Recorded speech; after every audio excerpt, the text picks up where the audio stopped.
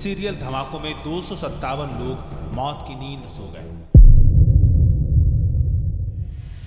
12 मार्च 1993 ये वो दिन था जब मुंबई में इंडिया का सबसे बड़ा टेररिस्ट अटैक होता है।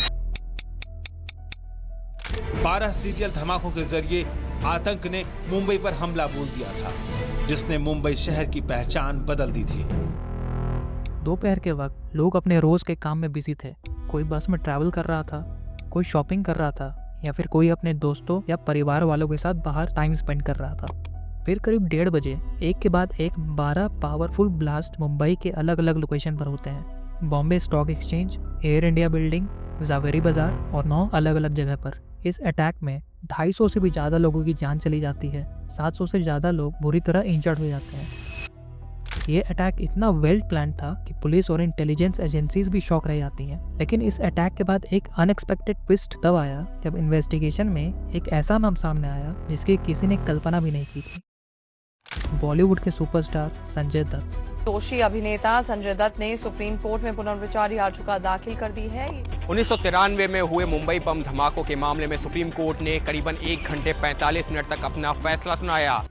मुंबई बॉम्ब ब्लास्ट एक वेल प्लान टेररिस्ट अटैक था जिसमें अंडरवर्ल्ड डॉन दाऊद इब्राहिम और टाइगर मेमन का हाथ था। अटैक के लिए इलीगल वेपन्स और आरडीएक्स मुंबई में स्मगल किए गए थे। अटैक के बाद जब इन्वेस्टिगेशन आगे बढ़ी तो पुलिस को पता चला कि संजय दत्त ने टाइगर मेमन के दोस्तों से AK-56 राइफल्स, हैंड ग्रेनेड्स और एम्यूनेशन लिया था। ये वही वेपन्स थे जो अंडरवर्ल्ड ने मुंबई ब्लास्ट के लिए स्मगल किया था। और सबसे बड़ा सवाल ये था, क्या संजय दत्त का अंडरवर्ल्ड से डायरेक्ट कनेक्शन है या उन्होंने सिर्फ खुद की और अपनी फैमिली की सुरक्षा के लिए ये वेपन्स रखे थे। संजय दत्त जो बॉलीवुड के एक बड़े सुपरस्टार थे, 80s और 90s में उनकी फिल्में बॉक्स ऑफिस पर धमाल मचा रही थी, लेकिन उनकी पर्सनल लाइफ भी कंट्रोवर्सी से खाली नहीं थी। ड्रग्स, रिहैबिलिटेशन, पर्सनल स्ट्रगल्स और फिर 1993 का ये मुंबई अटैक जिसमें उनका नाम आया।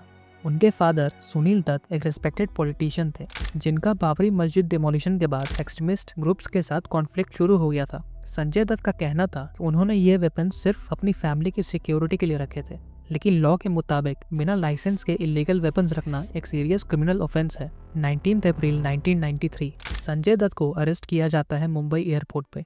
वो मॉरिशस से अपनी फिल्म की शूटिंग कंप्लीट करके वापस आ रहे थे। जैसे ही वो मुंबई एयरपोर्ट पर लैंड करते हैं, पुलिस उनका इंतजार कर रही होती है और उन्हें अरेस्ट कर लिया जाता है। अरेस्ट होने के बाद उनके फोन रिकॉर्ड्स निकाले जाते हैं और इंटेलिजेंस रिपोर्ट्स के बेसिस पर उनका अंडरवर्ल्ड से कनेक्शन दिखाया जाता है। संजय दत्त अपना पहला कन्फेशन पुलिस को ये देते हैं कि उन्होंने AK-56 राइफल अपने पास रखी थी, लेकिन उनका क्लेम ये था कि ये सिर्फ खुद की और अपनी फैमिली की सिक्योरिटी के लिए रखी गई थी, क्योंकि उनके फादर सुनील दत्त एक रेस्पेक्टेड पॉलिटिशियन थे जिन्हें बाबरी मस्जिद डिमोलिशन के बाद कई सारे एक्सट्रीमिस्ट ग्रुप की तरफ से जान से मारने की धमकी दी जा रही थी। पर लॉ के मुताबिक बिना लाइसेंस के वेपन्स रखना एक सीरियस क्रिमिनल ऑफेंस है। Section 5 clause 1 of the arms act 1959 के अकॉर्डिंग किसी भी तरह की फायर आर्म्स की सेलिंग, मैन्युफैक्चरिंग, इंपोर्ट, एक्सपोर्ट और ट्रांसपोर्ट बिना लाइसेंस के एक सीरियस ऑफेंस है और इसके लिए 3 से 7 साल तक की सजा हो सकती है। और सेक्शन 25 के अकॉर्डिंग किसी ने ये वेपन्स खरीदी और अपने पास रखी बिना किसी लाइसेंस के तो उसे 7 साल से लेकर 14 साल तक की सजा हो सकती है। पुलिस इन्वेस्टिगेशन से ये भी पता चला कि उन्होंने अपने दोस्तों की हेल्प से ये वेपन्स छुपाने की भी कोशिश की थी। ये बात केस को और भी कॉम्प्लिकेट कर देती है। 1993 के मुंबई ब्लास्ट के बाद संजय दत्त के ऊपर terrorist and disruptive activities prevention act Tada और आर्म्स एक्ट के तहत मुकदमा चलाया गया। कोर्टरूम में दोनों तरफ से स्ट्रॉन्ग आर्ग्यूमेंट्स रखे गए। प्रोसिक्यूशन की तरफ से CBI और मुंबई पुलिस का कहना था कि संजय दत्त ने इलीगल वेपन्स रिसीव किए जो अंडरवर्ल्ड के लोगों से आए थे। ये नेशनल सिक्योरिटी के लिए एक थ्रेट था। और प्रोसिक्यूशन ने यह भी कहा कि संजय दत्त ने एविडेंस छुपाने की भी कोशिश की और अपने दोस्तों से इलीगल वेपन्स हाइड करवाने की बात की। और आखिरी में प्रोसिक्यूशन ने यह कहा कि संजय दत्त के फोन रिकॉर्ड्स और कॉल डिटेल्स अंडरवर्ल्ड के लोगों से जुड़े थे।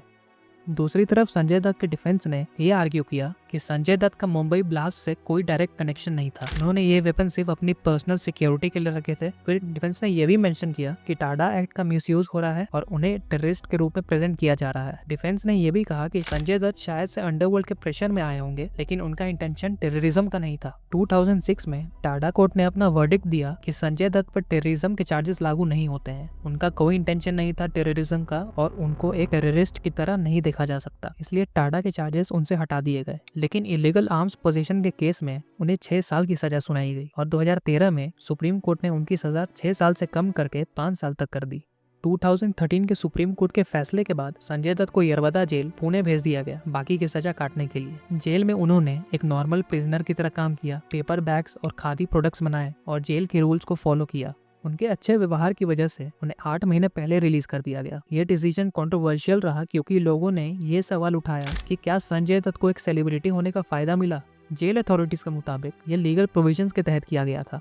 1990s के दौरान बॉलीवुड और अंडरवर्ल्ड के कई सारे कनेक्शन सामने आने लगे थे। अंडरवर्ल्ड डॉन्स फिल्म फाइनेंसिंग और स्टार कनेक्शन बना रहे थे। सलमान खान, ऋषि कपूर जैसे स्टार्स का भी कनेक्शन जोड़ा जा रहा था, जो अथॉरिटीज के लिए एक बड़ा कंसर्न था। संजय दत्त का ये केस एक मिसाल है कि लॉ किसी के लिए भी अलग नहीं होता, चाहे वो एक सेलिब्रिटी हो या आम आदमी। लेकिन लीगल सिस्टम और पब्लिक परसेप्शन दोनों अलग अलग होते हैं। क्या आपको लगता है कि उनको फेयर ट्रायल मिला या उनके साथ लेनियंसी हुई? अपनी राय कमेंट सेक्शन में जरूर लिखें। अगर आपको ये वीडियो पसंद आए तो लाइक और शेयर करें और चैनल को सब्सक्राइब करें for more such detail analysis.